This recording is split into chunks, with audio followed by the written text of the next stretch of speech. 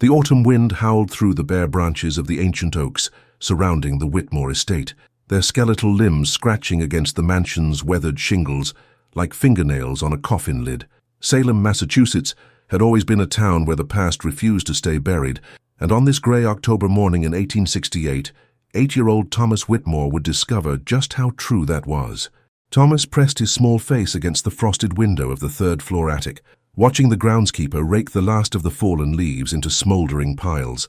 The acrid smoke drifted upward, creating ghostly shapes that seemed to dance before dissolving into the overcast sky. He had been banished to the dusty confines of the attic by his father, Cornelius Whitmore, after accidentally spilling ink on important business documents that morning. "You'll stay up there until you learn some discipline, boy," his father had thundered, his voice echoing through the mansion's marble halls.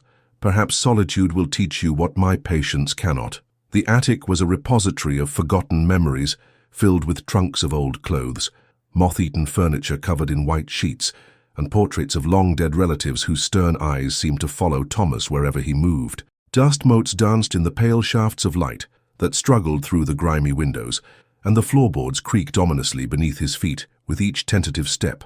It was while exploring a particularly dark corner that Thomas stumbled upon an ornate wooden chest he had never noticed before. The brass lock had long since corroded, and the lid opened with a groan that seemed to echo from another century. Inside, beneath layers of yellowed tissue paper and the musty scent of time itself, lay a collection of daguerreotypes in their original cases. Most of the photographs showed formal family portraits, his grandparents in their wedding attire, his father as a stern young man in military uniform, various aunts and uncles posed rigidly before painted backdrops. But it was the photograph at the bottom of the collection that made Thomas's breath catch in his throat. The daguerreotype showed him as he appeared just months ago, sitting on the mansion's front steps. But he was not alone. Beside him sat Mary O'Sullivan, the young Irish maid who had cared for him since infancy. What made the photograph extraordinary was the moment it captured. Mary's hand rested gently on his shoulder, and both of them were smiling with genuine warmth, their eyes reflecting a tenderness that spoke of bonds deeper than employer and servant. Thomas stared at the image, his heart racing with a mixture of confusion and recognition. He remembered that day clearly now. It had been his birthday, and Mary had surprised him with a small cake she had baked in secret. His father had been away on business, and for those few precious hours, the mansion had felt like a real home rather than the cold mausoleum it typically resembled. But who had taken this photograph, and why had it been hidden away in this forgotten chest? As Thomas held the daguerreotype up to the dim light, the silver surface seemed to shimmer with an otherworldly quality. The faces in the image appeared to move slightly, as if breathing, and for a moment he could have sworn he heard the faint sound of Mary's Irish lullaby drifting through the attic air. "Thomas, where are you, child?" The voice belonged to Mary herself, calling from somewhere far below in the mansion's depths. Thomas quickly placed the photograph in his jacket pocket and closed the chest, his mind buzzing with questions he couldn't yet articulate. As he made his way toward the attic stairs, he noticed that the temperature had dropped noticeably, and his breath now formed small clouds in the suddenly frigid air. Behind him, the ancient floorboards creaked as if someone else was moving through the attic, but when Thomas turned to look, he saw only shadows and the dancing shapes of dust motes in the fading afternoon light. The photograph in his pocket seemed to pulse with warmth against his chest, as if it possessed a life of its own. Descending the narrow staircase, Thomas couldn't shake the feeling that he had just awakened something that had been sleeping peacefully in the darkness of the Whitmore family's past. The mansion around him felt different now, more alive, more aware, as if the very walls were holding their breath in anticipation of what was to come. As he reached the second-floor landing, Thomas caught a glimpse of movement in his peripheral vision. A figure in a white dress stood at the end of the hallway, but when he turned to look directly, there was nothing there but the ornate wallpaper and the stern portraits of his ancestors watching him with their cold, judgmental eyes. The photograph burned like a secret against his heart, and Thomas Whitmore had no idea that he had just set in motion events that would shake the very foundations of his world. Mary O'Sullivan stood in the mansion's vast kitchen, her hands trembling as she kneaded dough for the evening's bread. At 28, she possessed the kind of ethereal beauty that made men stop in the streets of Salem, with her auburn hair always pulled back in a proper bun, and green eyes that seemed to hold depths of sorrow far beyond her years. But it was not her beauty that made her hands shake now. It was the growing certainty that someone had discovered her most carefully guarded secret. The kitchen, located in the mansion's lower level, was Mary's domain. Here, among the copper pots and cast-iron stoves, she found what little peace the Whitmore estate could offer. The other servants, Mrs. Hartwell the head housekeeper, James the butler, and the handful of day workers, respected her quiet efficiency and never questioned why Master Cornelius had personally hired an unmarried Irish girl nearly 9 years ago, when most respectable households would have refused such employment. As she worked, Mary's mind drifted back to that terrible winter night in 1859, when she had arrived at the Whitmore estate, barely 19 and heavy with child. She had fled from Boston after her lover, a married businessman, had abandoned her upon learning of her pregnancy. With nowhere else to turn and facing the brutal New England winter, she had collapsed at the mansion's servants' entrance, praying for mercy. Cornelius Whitmore had found her there himself, returning from one of his frequent business trips. Perhaps it was the whiskey on his breath, or the loneliness that seemed to emanate from him like a cold fog. But instead of turning her away, he had made her an offer that would bind them both in a web of deception that lasted nearly a decade. "You'll serve in this house," he had told her that night, his eyes never quite meeting hers. "The child will be raised as my own, born to my late wife, who died in childbirth. No one must ever know the truth. Not the child, not the servants, not anyone. In return, you'll have work, shelter, and the chance to watch your son grow up, even if you can never claim him." Mary had agreed, having no other choice. When Thomas was born 3 months later, the official story was that Cornelius's wife Eleanor had died giving birth to their son, and that Mary had been hired as a wet nurse and later remained as a general servant. The truth, that Eleanor Whitmore had actually died 2 years earlier from consumption, and that Thomas was Mary's illegitimate son, was buried beneath layers of carefully constructed lies. Now, as she felt Thomas's presence approaching the kitchen, Mary's maternal instincts screamed warnings she couldn't ignore. Something had changed in the boy today. She had noticed it when he came down from the attic, the way he looked at her with new curiosity, the questions lurking behind his innocent blue eyes. "Mary?" Thomas appeared in the kitchen doorway, his small frame silhouetted against the dim hallway light. "May I help with the bread?" It was their ritual, one of the few times they could be alone together without raising suspicions. Mary's heart ached as she watched him roll up his sleeves with the same careful precision she had taught him months ago. He was growing so quickly, and every day he looked more like the man who had fathered him, though thankfully he had inherited her green eyes rather than those cold blue ones that haunted her nightmares. "Of course, child," she said, her Irish accent softening the words. "But wash your hands first. Cleanliness is next to godliness, as they say." As Thomas scrubbed his hands at the wash basin, Mary noticed him touching his jacket pocket repeatedly, as if protecting something precious hidden there. Her blood ran cold as she recognized the gesture. It was the same protective instinct she had felt for years whenever anyone came too close to the truth about their relationship. "Thomas," she said carefully, continuing to knead the dough, "what did you find in the attic today?" The boy froze, his hands still dripping with water. "Nothing much, just old things, dusty furniture and such." But Mary could see the lie in the way his shoulders tensed, in the slight tremor of his voice. She had raised him from birth, after all, even if she could never publicly claim that privilege.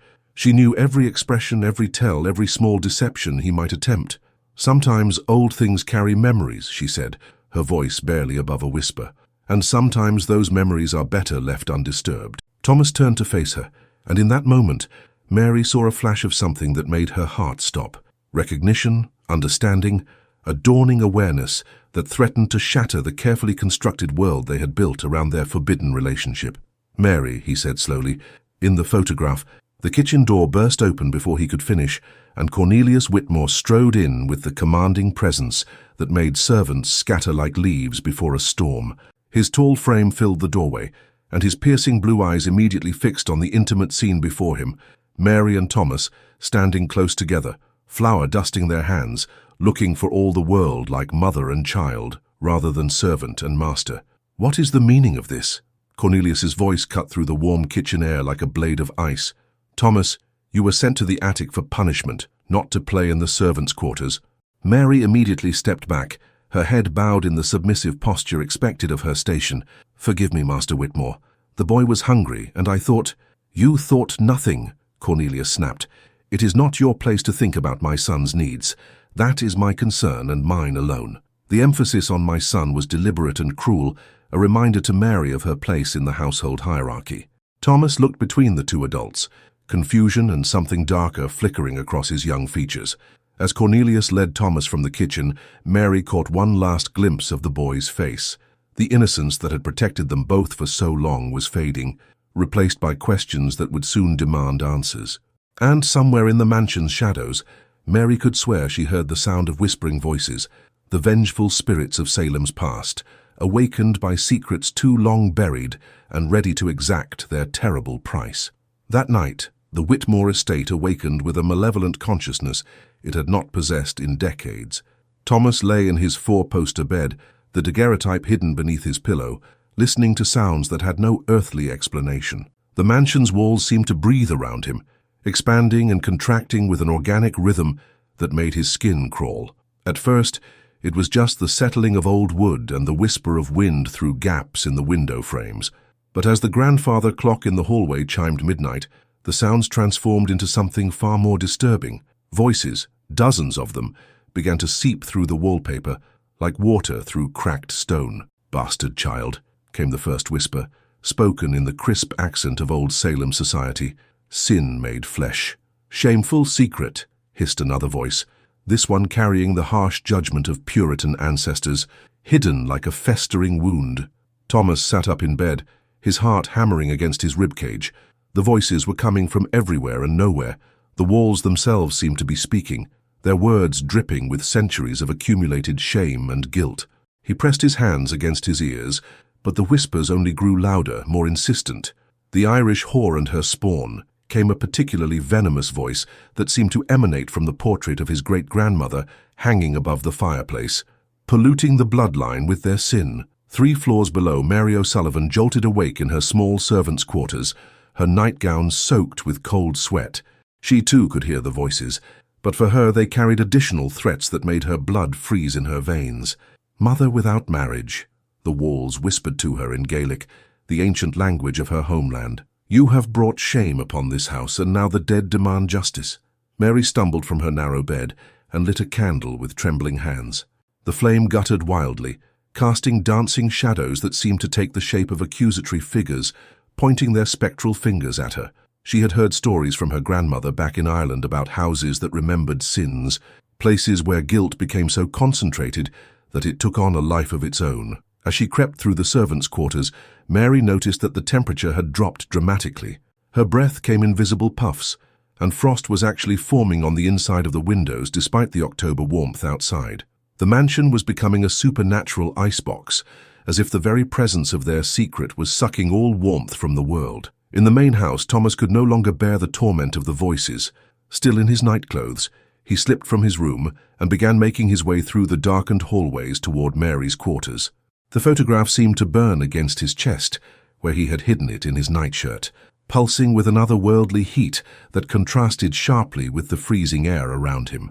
As he descended the servants' staircase, Thomas encountered his first full manifestation of the supernatural forces that had been awakened. A figure in Puritan dress, a severe woman with steel-grey hair and eyes like chips of ice, materialized on the landing before him. She was translucent but unmistakably present, her form wavering like heat shimmer over summer pavement. "Child of sin," the apparition spoke, her voice echoing with the authority of 3 centuries of moral judgment. "You are the fruit of forbidden desire, the living proof of deceit and shame. This house will no longer shelter such corruption." Thomas tried to speak, but his voice had abandoned him entirely. The ghostly woman reached out with one skeletal finger and touched the spot where the photograph was hidden. The contact sent a shock of pure cold through his body that nearly stopped his heart. "The truth will out," she hissed. "It always does. The sins of the mothers are visited upon the children, and this family's shame will be exposed for all to see." The apparition began to fade, but her final words seemed to brand themselves into Thomas's mind. "Find her, child. Find the one who bore you in sin and shame. The reckoning comes at dawn."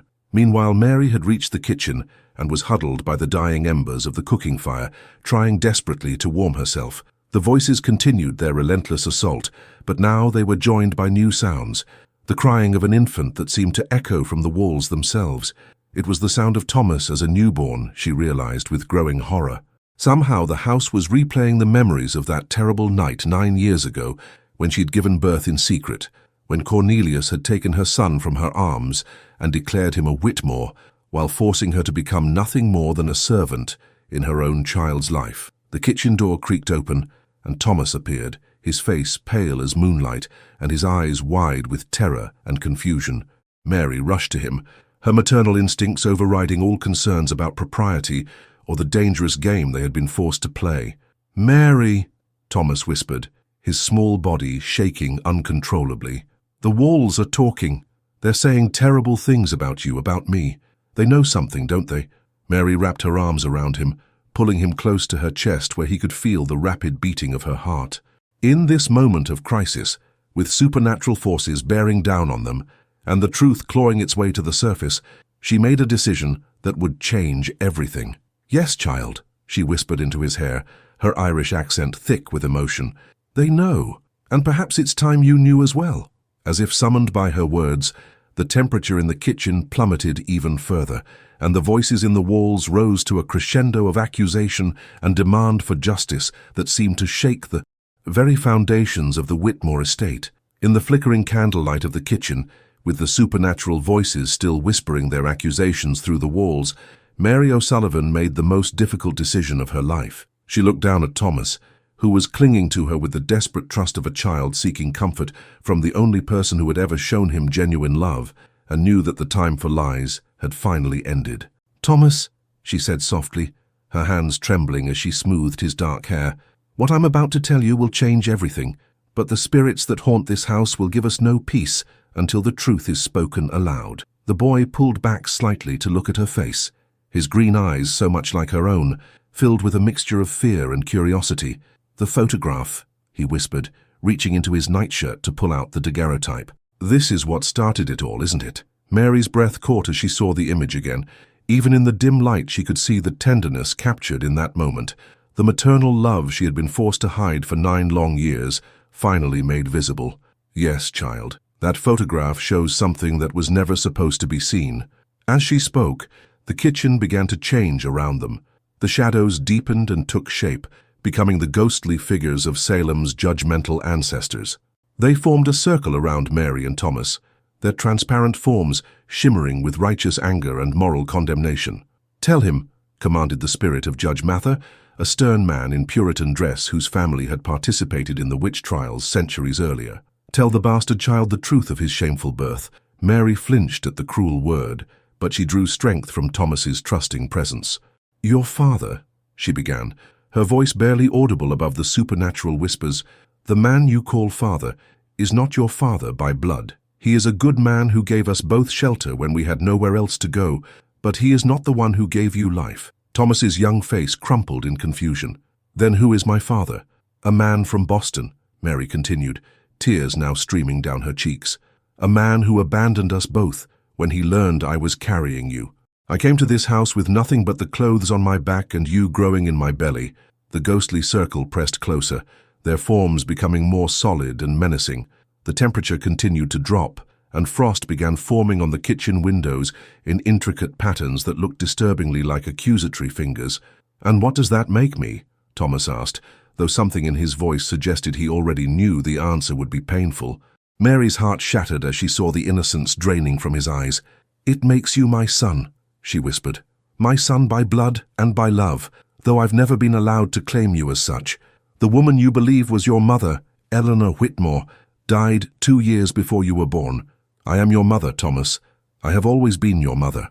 The revelation hung in the air like a physical presence, and the supernatural activity in the kitchen intensified dramatically. Pots and pans began to rattle on their shelves. The fire in the hearth roared to life without fuel, and the voices of the dead rose to a deafening crescendo. "Bastard!" they shrieked in unison. "Born in sin! Raised in deception!" Thomas stared at Mary with eyes that had aged years in the span of minutes. "You're my mother," he repeated slowly, as if testing the words. "You've been serving in the house where your own son lives, and you could never tell him who you really were." "Master Whitmore gave us both sanctuary," Mary explained desperately, trying to help him understand the impossible position they had been placed in. "In exchange for keeping the secret, You would have a name, an education, a future. I would be allowed to stay near you, to care for you, even if I could never acknowledge you as my child." The ghostly figures began to move closer, their forms now solid enough to cast shadows in the candlelight. The leader, a particularly imposing spectre in judge's robes, pointed an accusing finger at both of them. 9 years of deception, he thundered, his voice echoing with the authority of the grave. 9 years of sin, compounded daily by lies and false pretenses. This house demands justice. Thomas looked up at Mary with new understanding, but also with a pain that cut her to the soul. "All those times you comforted me when Father was cold and distant," he said, his voice breaking. "All those lullabies you sang, all those moments when you held me, you were really being my mother." "I never stopped being your mother," Mary whispered fiercely, pulling him close again despite the supernatural chaos surrounding them. "Not for a single day, not for a single moment. Every breath I've taken in this house has been to stay near you, to watch you grow, to love you in the only way I was allowed." The kitchen door suddenly slammed open with such force that it splintered against the wall, but it was not another supernatural manifestation that stood in the doorway. It was Cornelius Whitmore himself, his hair disheveled and his eyes wild with a mixture of rage and terror. "What have you done?" he demanded, his voice cracking with emotion. "I can hear them throughout the entire house. The dead are walking and they're calling for blood." He took in the scene before him, Mary holding Thomas protectively, the daguerreotype lying on the table between them, the ghostly figures surrounding them with obvious malevolent intent. His face went white as he realized that the secret he had guarded so carefully for 9 years had finally been exposed. "The boy knows," Mary said simply, her voice steady despite the chaos around them. Cornelius staggered as if he had been struck. "Then God help us all," he whispered, "because I fear what the spirits of this house will demand as payment for our deception." As if summoned by his words, the supernatural activity reached a fever pitch. Every window in the kitchen exploded inward simultaneously, sending shards of glass flying through the air like deadly snow. The ghostly figures began to wail with voices that seemed to come from the depths of hell itself, and somewhere in the distance, church bells began tolling the hour, though dawn was still hours away. The shattered glass from the kitchen windows hung suspended in the air like frozen tears, each shard reflecting the ghostly faces of Salem's vengeful dead. Cornelius Whitmore stepped carefully into the supernatural maelstrom, his expensive nightclothes whipping around him in the otherworldly wind that had begun howling through the mansion. "You've doomed us all," he said to Mary, though his voice carried more sorrow than anger. "I warned you what would happen if the truth ever came to light. This house remembers everything, every sin, every secret, every moment of shame." The ghostly judge stepped forward, his spectral robes billowing with authority that transcended death itself. "Cornelius Whitmore," the spirit intoned, "you have harbored sin under your roof and called it mercy. You have allowed deception to flourish where honesty should have reigned. The price must be paid." Thomas, still clinging to Mary, looked between the two men who had shaped his life, one who had claimed him as a son, the other who had given him sanctuary. "What price?" he asked, his young voice cutting through the supernatural chaos with startling clarity. The judge turned his terrible gaze upon the boy, and Thomas felt the weight of centuries of moral judgment pressing down upon him. "The price of illegitimate birth, child. The price of existing as living proof of sin. In the old days, bastards were marked for life, cast out from decent society, denied inheritance and respectability." More spirits began materializing throughout the kitchen, their forms becoming increasingly solid and threatening. Thomas recognized some of them from the portraits hanging throughout the mansion, his supposed ancestors, generations of Whitmores who had built their fortune and reputation on the rigid moral standards of New England society. "We built this house on principles," declared the spirit of his great-grandfather, a stern man with a white beard who had made his fortune in the shipping trade. "Honor, legitimacy, proper bloodlines. You have corrupted our legacy with your Irish peasant blood and your bastard spawn." Mary's eyes flashed with a fire that surprised everyone present, living and dead. "Don't you dare speak of my son that way," she snarled, her Irish accent thickening with rage. "He is more noble than any of you ever were. At least he was born of love, not of cold duty and arranged marriages." The spirits recoiled slightly at her defiance, but their anger only intensified. The temperature in the room plummeted further, and ice began forming on the walls in patterns that spelled out words of condemnation in multiple languages. "Love," the ghostly judge laughed, a sound like breaking glass. You call adultery and abandonment love? You call deception and secret-keeping love? The boy is tainted by the circumstances of his birth, and no amount of maternal affection can change that fact. Thomas, who had been listening to this exchange with growing confusion and pain, suddenly pulled away from Mary and stepped into the center of the ghostly circle. His small frame seemed dwarfed by the towering spirits, but there was something in his bearing that commanded attention. "I don't understand why being born makes me evil," he said, his voice steady despite his obvious fear. "I didn't choose how I came into the world. Mary, my mother, she's the kindest person I know. She's taken care of me every day of my life. How can that be wrong?"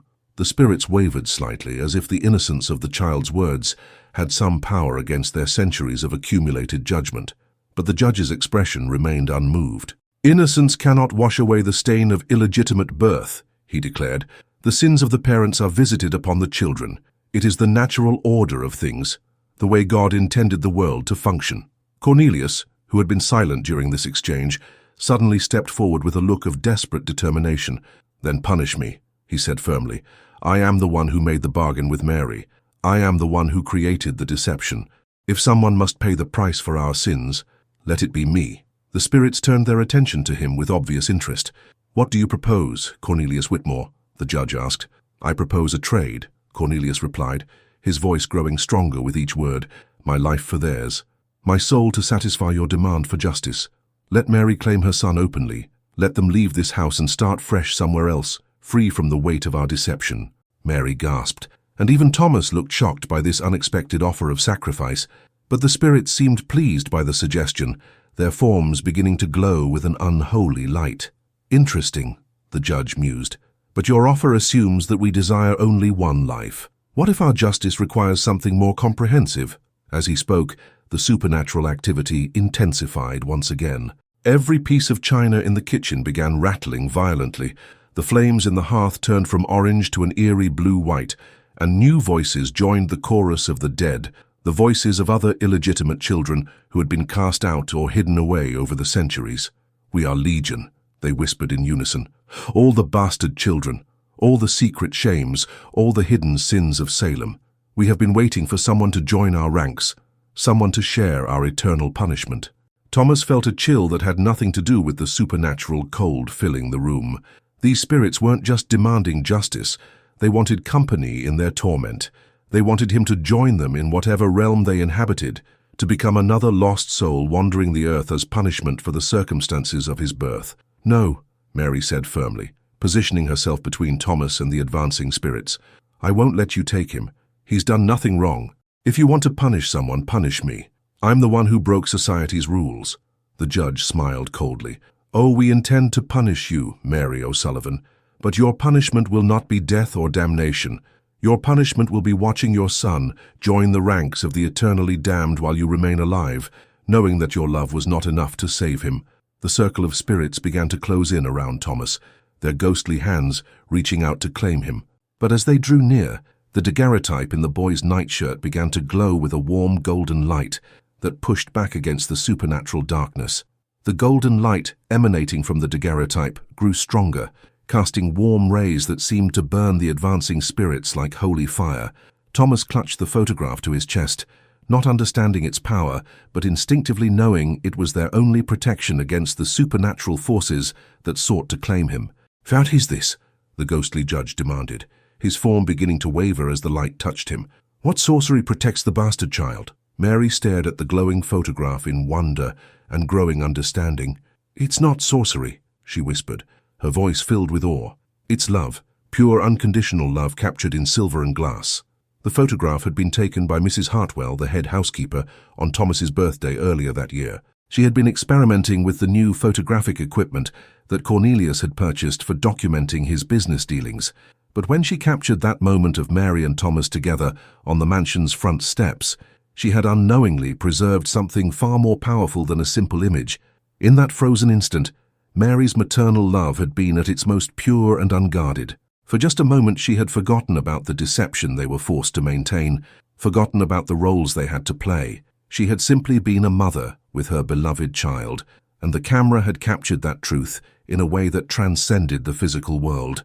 The spirits continued to advance, but their movements became labored and painful as the light from the photograph intensified. "Love cannot overcome the natural order," the judge snarled, though his voice now carried a note of uncertainty. "Sin must be punished, regardless of the emotions involved." "But this isn't just any love," Thomas said, surprising everyone with the wisdom in his young voice. "This is the love between a mother and her child, the most natural thing in the world. How can something so natural be sinful?" His words seemed to strike the spirits like physical blows. Several of the weaker manifestations actually dissolved entirely, their forms unable to maintain cohesion in the face of such innocent logic. The ghostly judge stumbled backward, his authority beginning to crumble. Cornelius, watching this supernatural battle with growing amazement, suddenly understood what was happening. "The photograph doesn't just show love," he said slowly. "It proves the legitimacy of their bond. A mother's love for her child, that's the most legitimate thing in existence, regardless of the circumstances of birth." The light from the daguerreotype began to spread throughout the kitchen, chasing away the supernatural cold and causing the ice on the walls to melt and run in warm rivulets. But as the ghostly figures retreated, their expressions shifted from triumph to desperate fury. "If we cannot have the child," the judge declared, his form now translucent and flickering, "then we will have the house itself. We will make it uninhabitable, a monument to shame and secret-keeping. No one will ever find peace within these walls again." The spirits began to merge together, their individual forms dissolving into a massive, writhing shadow that seemed to consume light itself. The shadow spread across the ceiling like spilled ink, and wherever it touched, the house began to decay at an accelerated pace.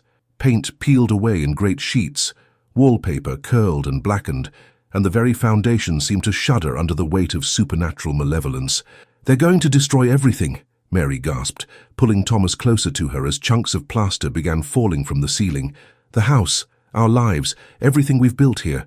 But Thomas was studying the photograph with the intense concentration that only children can achieve. "Mary," he said suddenly, using her name instead of mother, as if testing how it felt. "What if we're thinking about this wrong? What if the spirits aren't really angry about me being born outside of marriage?" "What do you mean, child?" Mary asked, though something in his tone made her heart race with hope. "What if they're angry about the lying?" Thomas continued, his green eyes bright with understanding. "What if they're angry because we've been pretending to be something we're not, instead of being proud of what we really are?" The shadow above them paused in its destructive advance, as if considering his words. Cornelius looked between Mary and Thomas with growing comprehension. "The boy might be right," he said slowly. "In all my years of keeping this secret, I never considered that the deception itself might be the real sin. Not Thomas's birth, not Mary's circumstances, but our refusal to acknowledge the truth." Mary felt tears streaming down her face as the full implications of Thomas's insight hit her. "We've been teaching you to be ashamed of who you are," she whispered. "We've been treating our love like something dirty and wrong, when it's the most beautiful thing in both our lives." The photograph in Thomas's hands grew even brighter, and now they could see that the light was not just golden, but filled with all the colors of love. The warm amber of a mother's lullaby, the soft pink of a goodnight kiss, the deep blue of protective embraces during thunderstorms. Every moment of hidden affection they had shared over the years was somehow contained within that single captured image. "I'm not ashamed," Thomas declared, his young voice ringing with conviction that seemed to shake the very foundations of the house. "I'm not ashamed of being your son, and I'm not ashamed of how I was born. If that makes me a bastard, then I'll be the proudest bastard in all of Massachusetts." The shadow above them began to contract and writhe, as if Thomas's words were causing it physical pain. The ghostly voices that had been united in condemnation now began to fragment and argue among themselves. "The child refuses shame," some whispered in confusion. "How can we punish what will not be punished?" "Love without shame," others murmured. "Truth without apology. This is not what we expected." The massive shadow began to shrink, drawing back toward the center of the ceiling like water running down a drain. But even as it retreated, Mary could sense that this battle was far from over. The spirits might be temporarily thwarted by the power of the photograph and Thomas's brave declaration, but they would regroup and return with new strategies for enforcing their cruel vision of justice. "This isn't finished," she said quietly, watching the last wisps of shadow disappear into the mansion's upper floors. "They'll be back, and next time they'll be ready for our defenses." As if summoned by her words, They heard the sound of footsteps echoing through the house above them, not the ethereal tread of spirits, but the heavy boots of living men approaching with obvious purpose. The heavy footsteps echoed through the mansion's corridors with military precision, growing louder as they approached the kitchen. Cornelius's face went ashen as he recognized the distinctive sound. Iron-shod boots that belonged to only one man in Salem, Sheriff Bradley Morrison, a man whose moral rigidity rivaled that of the Puritan spirits themselves. "Someone's informed the authorities," Cornelius whispered, his voice barely audible above the approaching footsteps. The supernatural disturbance must have been visible from town. Half of Salem probably saw the lights and heard the commotion. Mary's protective instincts flared as she positioned herself in front of Thomas, still clutching the glowing daguerreotype. "What will they do to us?" she asked, though she already knew the answer from the stories she had heard about other unmarried mothers who had been discovered. "The law is clear," Cornelius replied grimly. "Moral turpitude, corruption of a minor through deception, violation of the domestic service codes. They'll arrest you, Mary. And Thomas—" He couldn't finish the sentence, but they all understood. Thomas would be sent to an orphanage or workhouse, branded forever as illegitimate and stripped of the Whitmore name that had protected him. The kitchen door burst open, and Sheriff Morrison strode in with 3 of his deputies behind him. He was a tall, imposing man with a graying beard and eyes like chips of flint. His gaze immediately took in the scene before him, the broken windows, the evidence of supernatural activity, and the guilty expressions on all 3 faces. "Cornelius Whitmore," the sheriff said formally, "we've received reports of disturbances at this address. Unnatural lights, sounds of violence, possible criminal activity. I'm here to investigate and restore order." But as the sheriff spoke, something extraordinary happened. The ghostly spirits, apparently sensing that their supernatural justice was about to be superseded by mortal law, began to materialize around the kitchen once again. This time, however, they appeared not as judges, but as witnesses, their forms clearly visible even to the sheriff and his men. "Sweet Mother of God," one of the deputies gasped, his hand moving instinctively to the cross around his neck. "The house is haunted." Sheriff Morrison, to his credit, maintained his composure, despite the obvious shock of seeing the spirits. "Ghosts or no ghosts," he said firmly, "the law must be upheld. I have it on good authority that illegal activities have been taking place under this roof." The ghostly judge stepped forward, his form now somehow more solid and authoritative than before. "Sheriff Morrison," the spirit intoned, "we too seek justice. This woman has deceived an entire household, corrupting the natural order with her illegitimate spawn." Mary felt her blood turn to ice as she realized what was happening. The spirits weren't content to simply torment them. They were actively cooperating with the mortal authorities to ensure that earthly justice would succeed where supernatural punishment had failed. "The child is a bastard," the judge continued, pointing a spectral finger at Thomas. "Born outside the bonds of holy matrimony and raised under false pretenses. The woman has violated every moral precept that decent society holds dear." Sheriff Morrison nodded grimly, apparently accepting the supernatural testimony as readily as he would accept that of any mortal witness. "Mary O'Sullivan," he said formally, "you are under arrest for moral corruption, fraud, and violation of the domestic service statutes. The child will be remanded to the state orphanage pending determination of his legal status." "No," Thomas cried out, the daguerreotype blazing even brighter in his hands. "She's my mother. You can't take her away from me." But as the words left his mouth, something unexpected happened. The photograph's light began to shift and change, and suddenly everyone in the room could see not just the image it contained, but the love that had created it. The pure, unconditional devotion of a mother for her child, manifested as a visible force that filled the kitchen with warmth and radiance. One of the deputies, a younger man with kind eyes, stumbled backward as the wave of maternal love washed over him. "I can feel it," he whispered in amazement. "The love between them. It's real. It's pure. How can something so beautiful be called sinful?" The other mortals in the room were similarly affected. Even Sheriff Morrison's stern expression began to soften as he experienced the depth of Mary's devotion to her son. But the ghostly spirits recoiled from the display, their forms becoming agitated and unstable. "Love without law is chaos," the judge shouted, his voice cracking with desperation.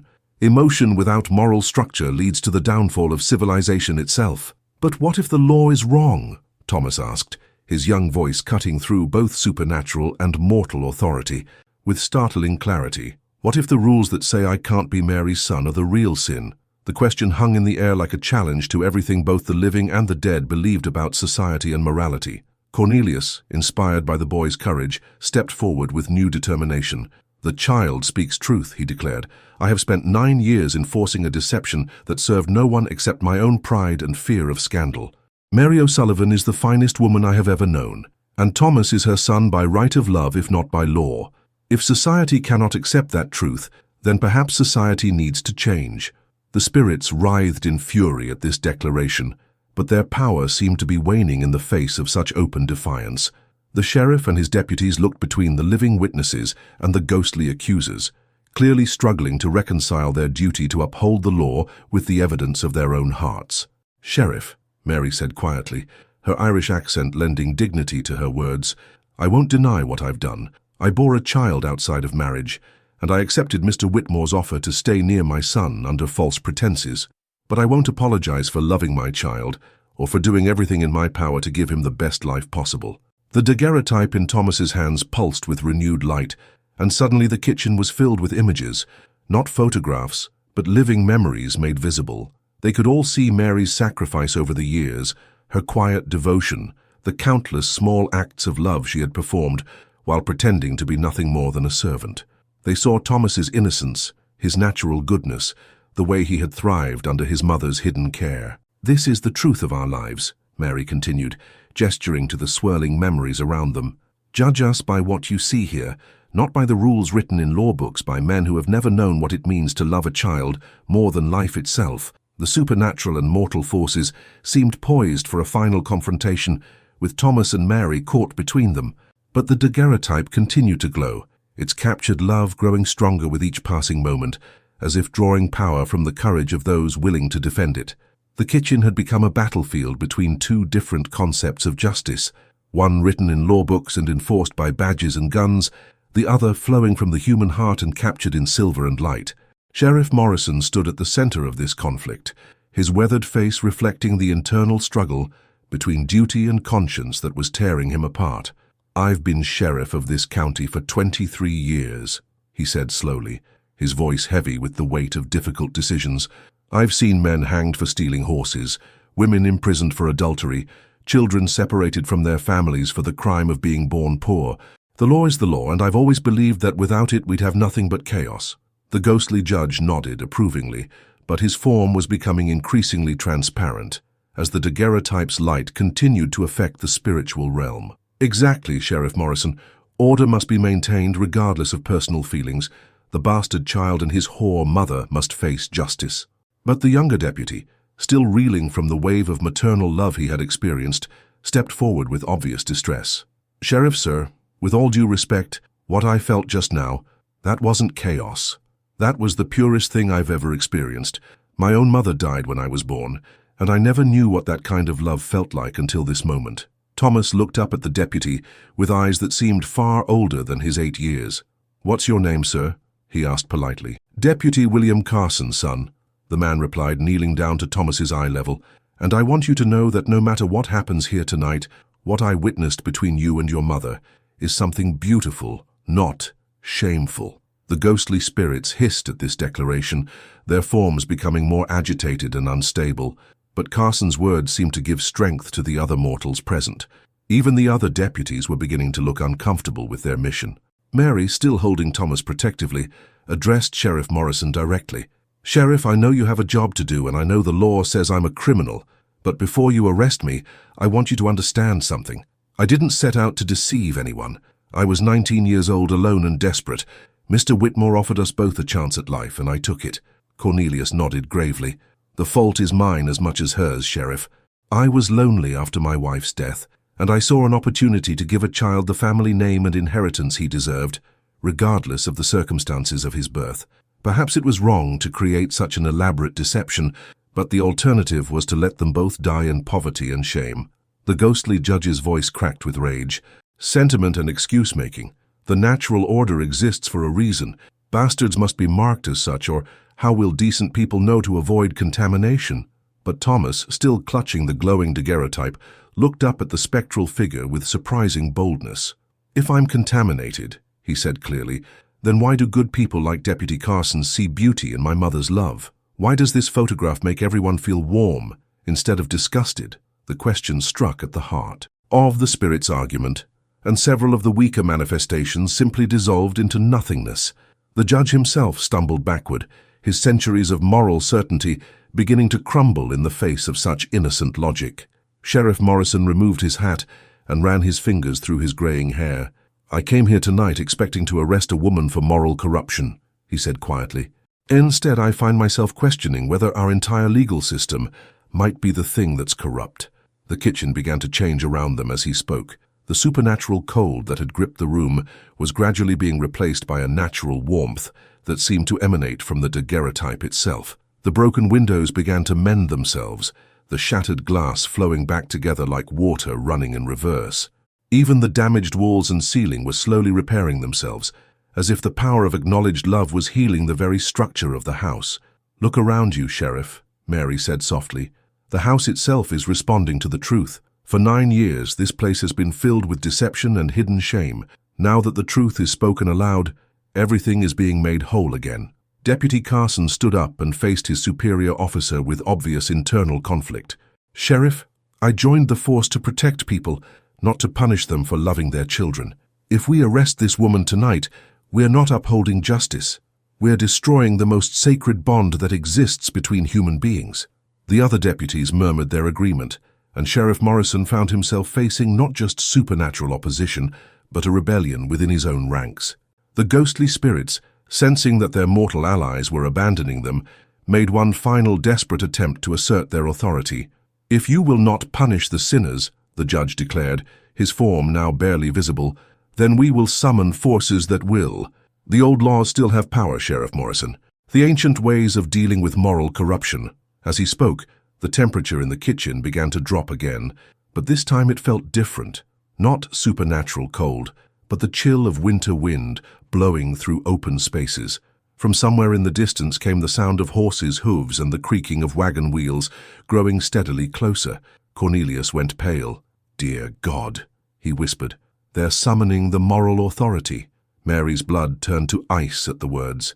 The Moral Authority was a semi-official organization that had operated in Massachusetts since the Puritan days, empowered to investigate and punish cases of moral turpitude that the regular law enforcement couldn't or wouldn't handle.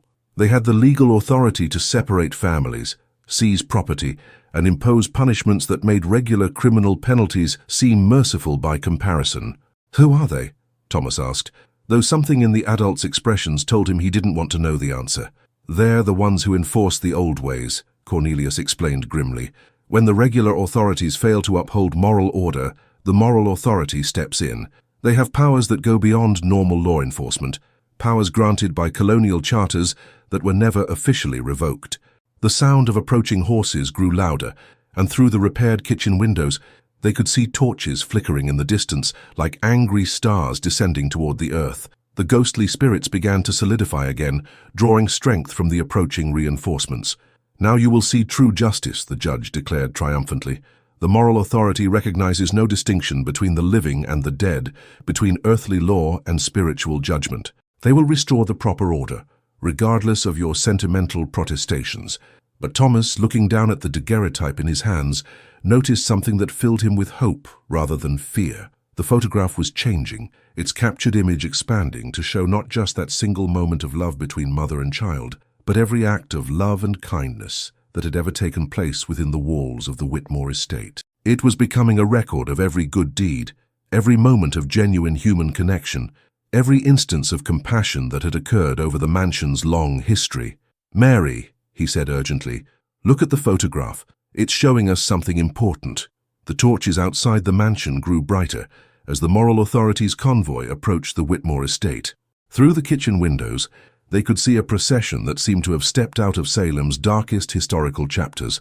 Black carriages pulled by equally dark horses, riders in long coats carrying burning brands, and at the front of the procession, a figure whose very presence seemed to drain warmth from the October night. Ezekiel Blackwood, the current leader of the moral authority, was a man whose family lineage traced back to the original Puritan settlers. Tall and gaunt, with silver hair and eyes like winter ice, He carried the authority of 3 centuries of moral enforcement. Unlike Sheriff Morrison, who at least struggled with his conscience, Blackwood had never questioned the righteousness of his mission. "They're here," Cornelius whispered, his face ashen. "God help us all, they're actually here."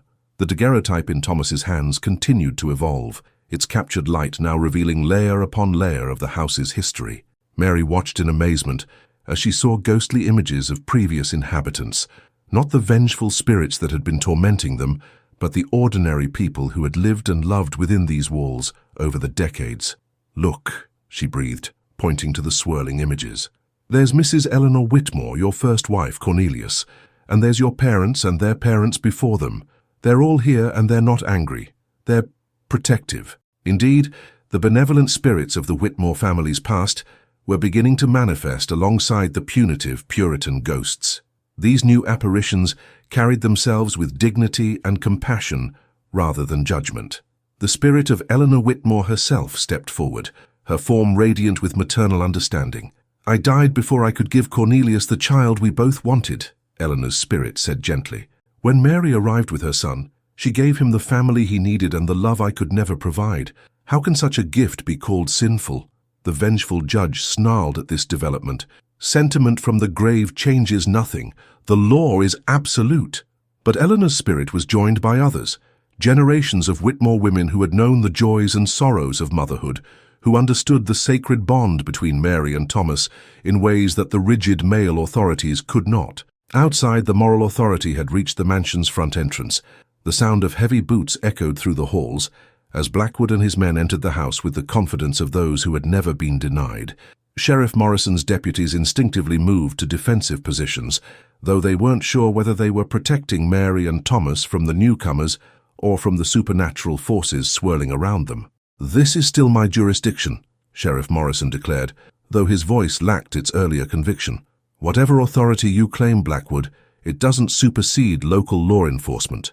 Ezekiel Blackwood entered the kitchen like a force of nature, his presence so commanding that even the ghostly spirits seemed to step aside. He was accompanied by 6 men in dark clothing, each carrying a leather portfolio that contained the legal documents necessary to override any local objections to their mission.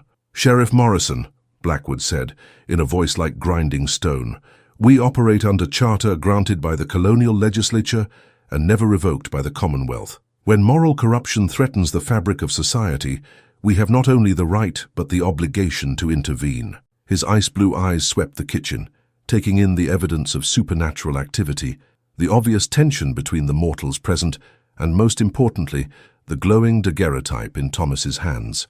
"I see we have both spiritual and temporal corruption to address," he continued. "The boy carries some sort of occult artifact, the woman stands accused of moral turpitude, and this house has become a nexus for supernatural disturbance. Clearly, immediate action is required." Thomas, still holding the photograph that continued to expand its revelations, looked up at Blackwood with the fearless directness that only children possess. "Are you here to take me away from my mother?" he asked simply. Blackwood's expression didn't soften in the slightest. "I am here to restore moral order, child.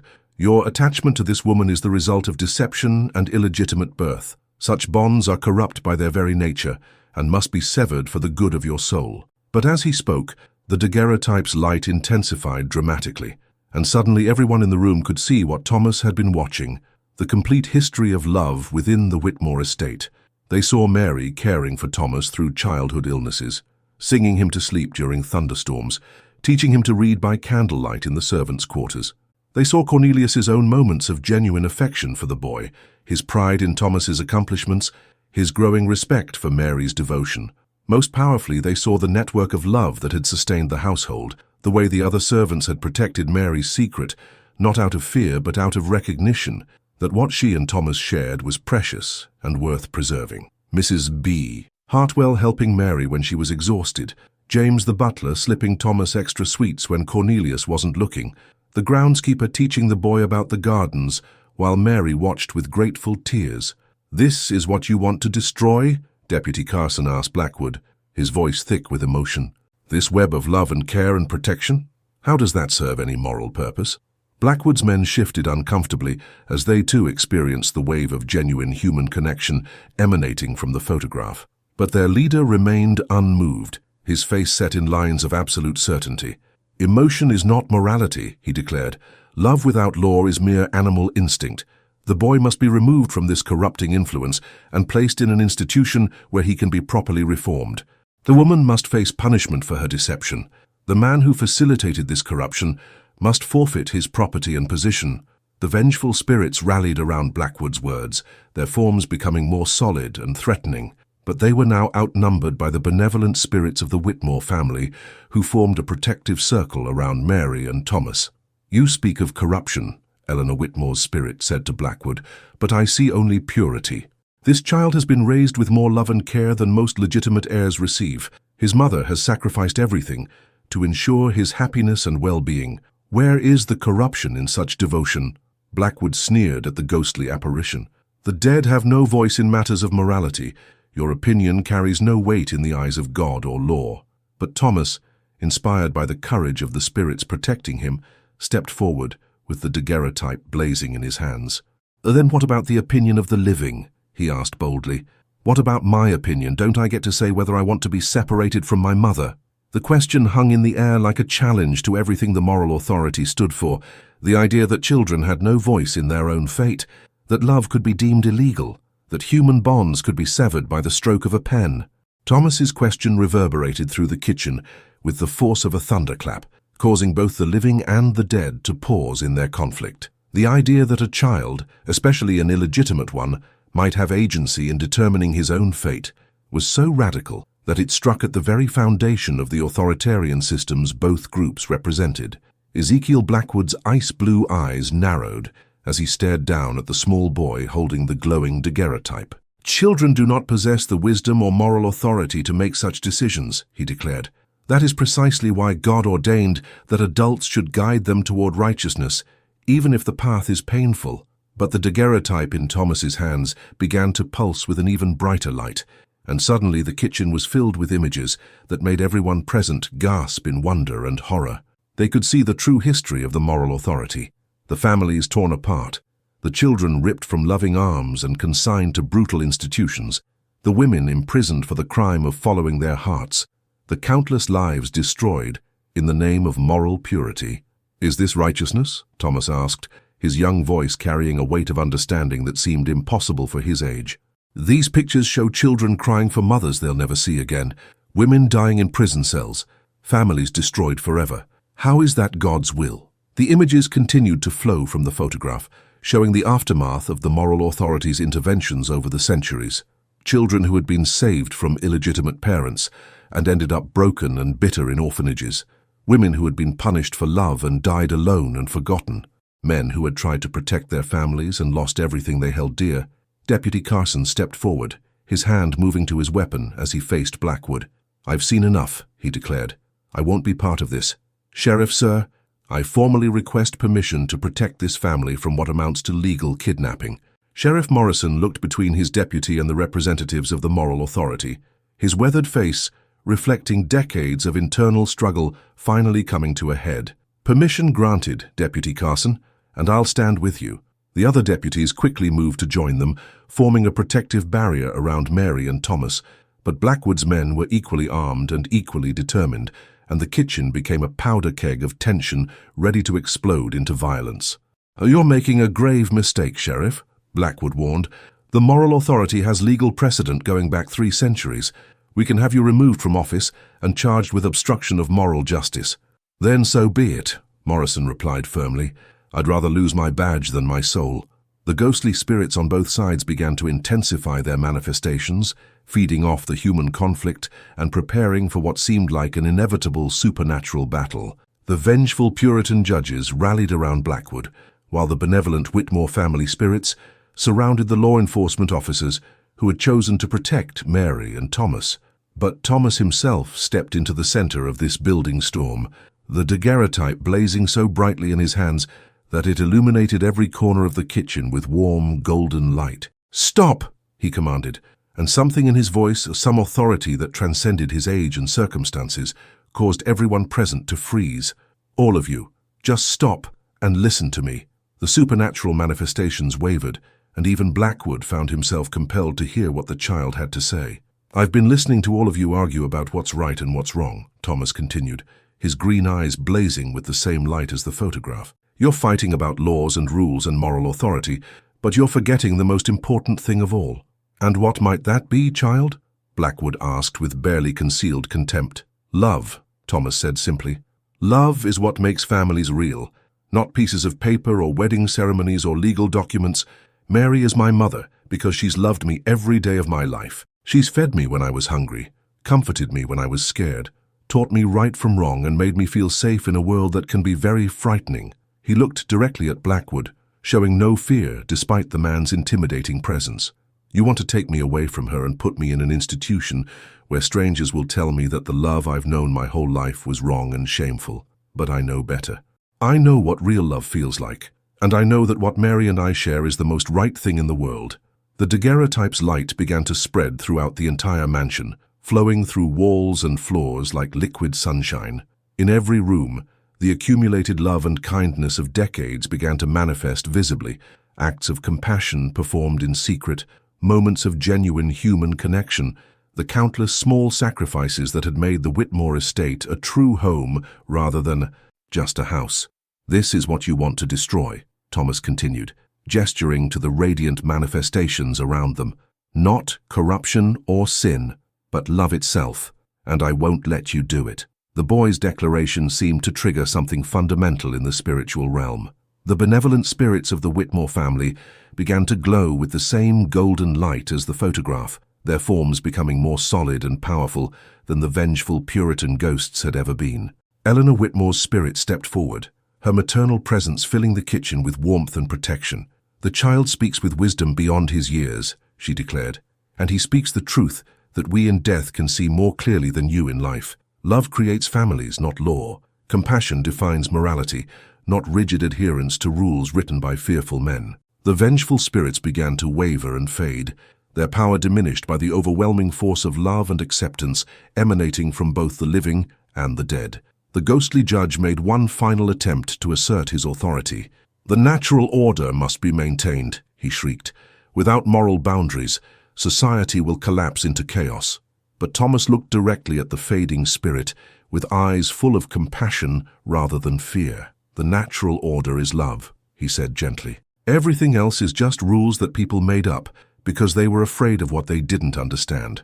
The judge's form dissolved entirely, along with the other vengeful spirits, unable to maintain their existence in the face of such pure, unshakable certainty. In the mortal realm, Blackwood found himself standing alone as his own men began to lower their weapons, clearly affected by the supernatural display of love and the child's profound wisdom. "This isn't over," Blackwood snarled, but his voice lacked its earlier confidence. "The law is still the law regardless of your sentimental theatrics." "Then perhaps it's time for the law to change," Sheriff Morrison said quietly. "Perhaps it's time for us to remember that justice without compassion isn't justice at all." As if summoned by his words, the first light of dawn began to filter through the kitchen windows, and with it came a sense of new beginnings and infinite possibilities. The first rays of October sunlight streaming through the kitchen windows seemed to carry supernatural power of their own, dispelling the last remnants of the vengeful spirits and bathing the entire room in warm, golden radiance. The daguerreotype in Thomas's hands no longer needed to glow with otherworldly light. The natural dawn was providing illumination enough to reveal truths that had been hidden in darkness for far too long. Ezekiel Blackwood stood in the center of the transformed kitchen, his authority crumbling around him like a house built on sand. His men had lowered their weapons entirely, and several were openly weeping as they experienced the waves of pure love still emanating from the photograph's captured moment. Even Blackwood himself seemed smaller somehow, diminished by the overwhelming evidence that his rigid moral system was built on fear rather than righteousness. "This changes nothing," he said, but his voice lacked conviction.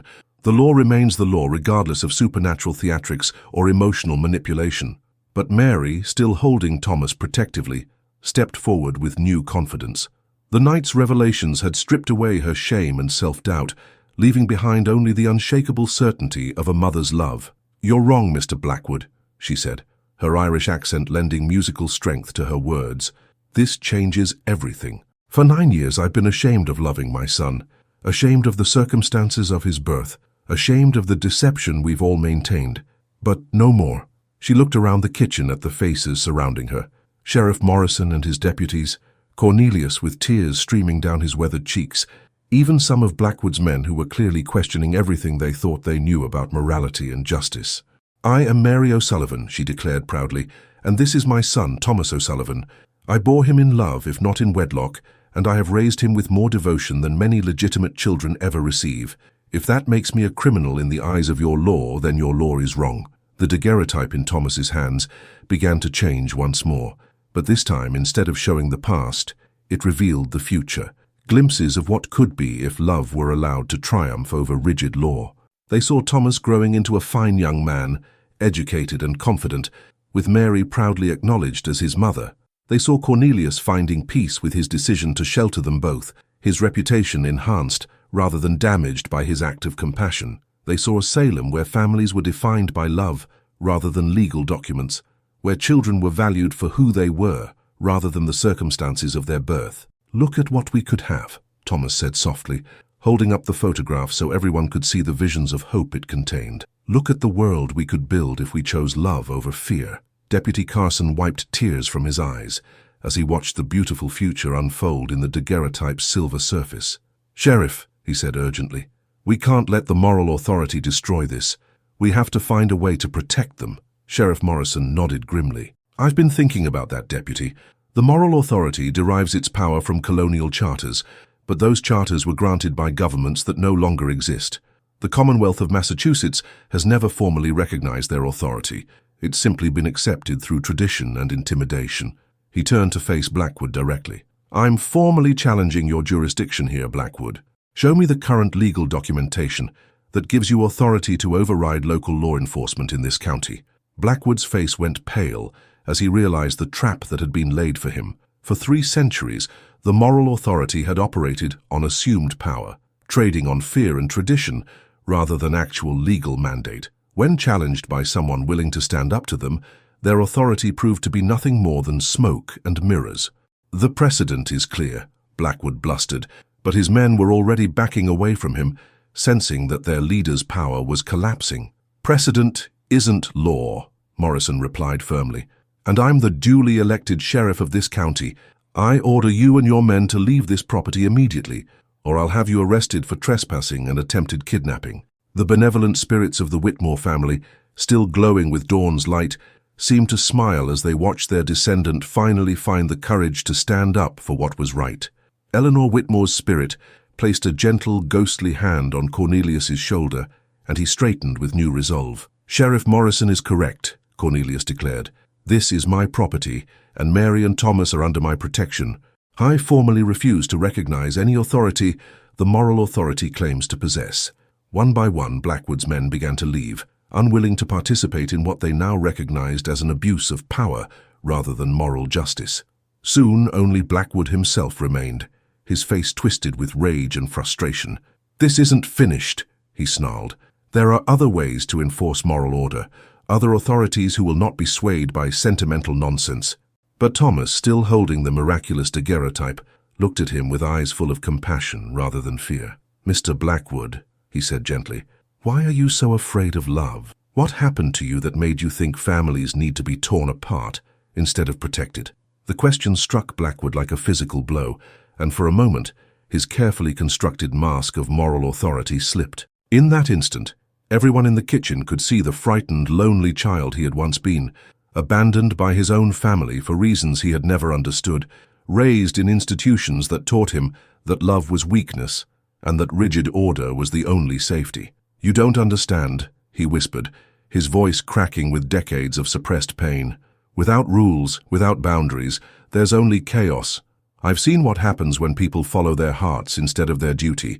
Mary's maternal instincts, already heightened by the night's events, reached out to encompass even this broken man who had tried to destroy her family. "Mr. Blackwood," she said softly, "the chaos you fear comes from trying to control love, not from allowing it to flourish. Hearts that are forced into cages become twisted and bitter. Hearts that are free to love become sources of strength and joy." The daguerreotype pulsed gently in Thomas's hands, and suddenly Blackwood could see his own past with new clarity, the love he had been denied, the family he had never known, the countless opportunities for compassion he had rejected in favor of cold duty. The revelation was too much for him to bear. Without another word, Ezekiel Blackwood turned and fled from the kitchen, from the mansion, from the overwhelming evidence that his entire life's work had been built on a foundation of fear and misunderstanding. As his footsteps faded into the distance, the supernatural atmosphere in the kitchen finally settled into something resembling peace.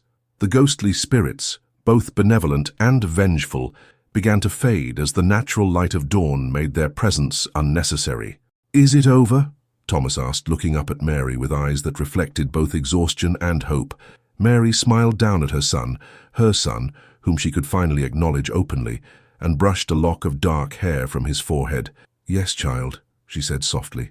"It's over, and it's just beginning." 3 months had passed since that supernatural night in October when the truth finally emerged from the shadows of the Whitmore estate. The mansion itself seemed transformed by the revelation, as if the very walls had been cleansed of decades of accumulated shame and deception. Windows that had been perpetually clouded now sparkled in the winter sunlight, and rooms that had once felt cold and unwelcoming now radiated warmth and life. Thomas O'Sullivan Whitmore, for that was how he now chose to be known, honoring both his mother's heritage and his adoptive father's generosity, sat in the mansion's library, carefully placing the miraculous daguerreotype into a place of honor on the mantelpiece. The photograph had returned to its original appearance, showing simply a moment of love between a mother and her son, but everyone who looked upon it could still feel the power it contained. "Are you sure that's where you want it?" Mary asked, entering the library with a tea service and wearing a dress of deep blue that marked her new status in the household. She was no longer a servant, hiding her true relationship to Thomas, but the acknowledged mother of Cornelius Whitmore's heir, and the lady of the house in all but name. "It belongs where everyone can see it," Thomas replied, his 9-year-old wisdom still startling those who heard it. "It's proof that love is stronger than law, stronger than shame, stronger even than death." Through the library windows, they could see Sheriff Morrison approaching the mansion on his weekly visit. In the month since the confrontation with the moral authority, he had become not just a protector, but a friend to the unusual family. His willingness to stand up to Blackwood had inspired other law enforcement officials throughout Massachusetts to question the unchecked power of moral vigilantes. Cornelius entered the library, his bearing now reflecting the peace that had come with living honestly rather than maintaining elaborate deceptions. "Sheriff Morrison is here for our weekly report," he announced, "though I suspect there's little to report. The house has been remarkably quiet since we stopped hiding from the truth. Indeed, the supernatural activity that had plagued the mansion had ceased entirely once the secret was revealed.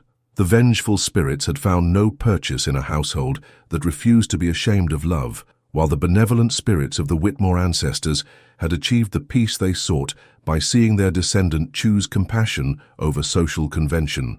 Sheriff Morrison was shown into the library, where he accepted a cup of tea and settled into his customary chair by the fireplace.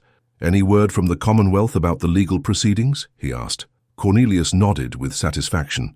"The Attorney General's office has formally ruled that the moral authority has no current legal standing in Massachusetts. Their colonial charter was deemed invalid due to conflicts with the state constitution. Blackwood and his organization are effectively disbanded."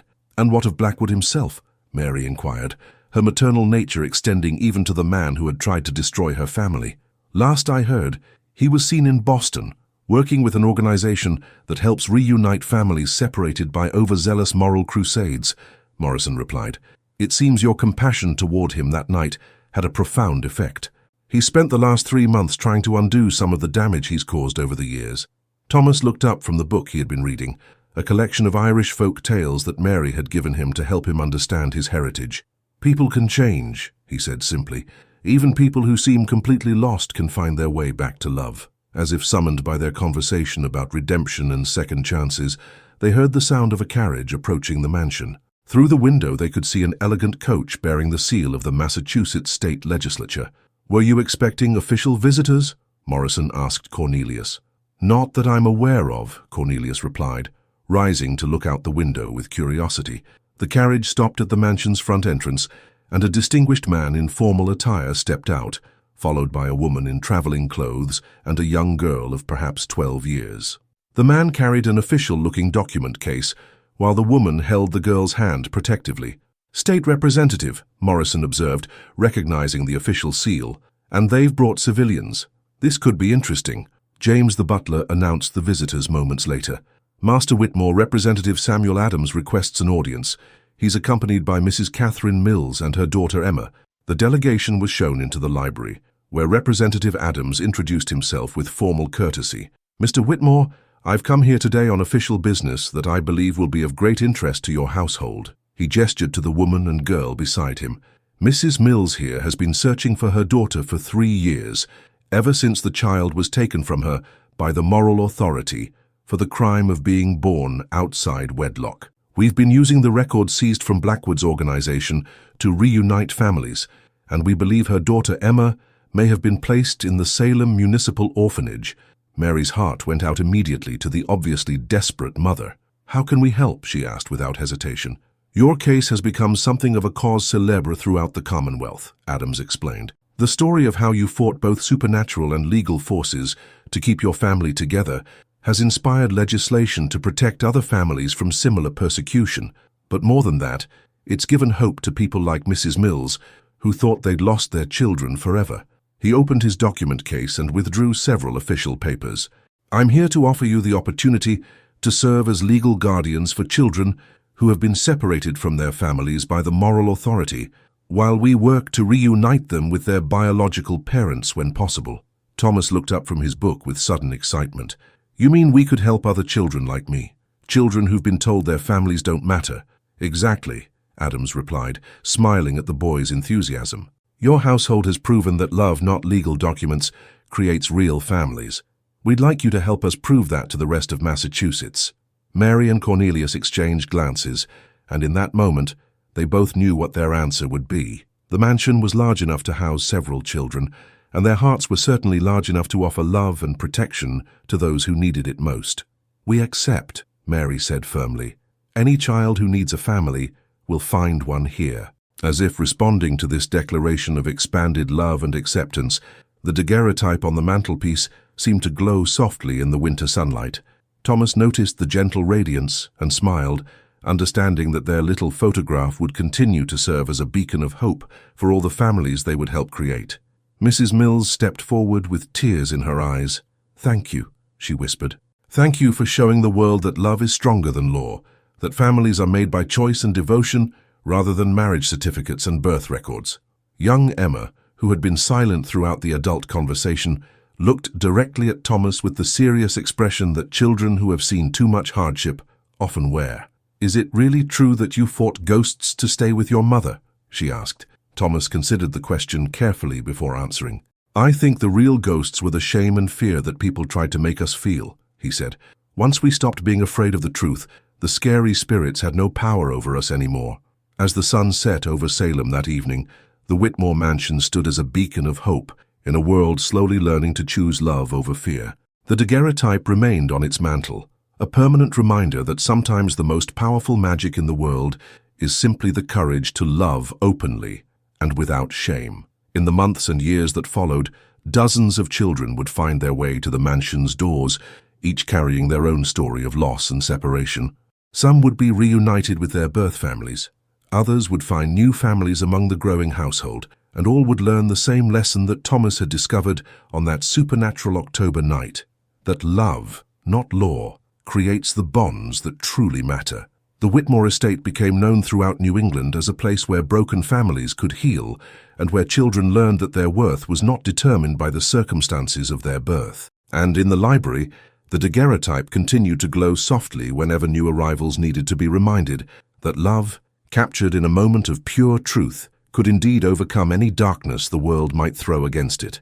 Thomas O'Sullivan Whitmore grew into a man who would spend his life fighting for children's rights and family preservation, always carrying with him the lessons learned during that terrifying and transformative night when the dead walked and love proved stronger than both supernatural vengeance and mortal law. And Mary, no longer forced to hide her maternal love, became the mother not just to Thomas, but to countless children who needed to learn that they deserved love, regardless of how they came into the world. The photograph remained in the family for generations, passed down as both heirloom and inspiration, a permanent reminder that sometimes the most profound truths are revealed not in grand gestures, but in simple moments of unconditional love, captured forever in silver and light.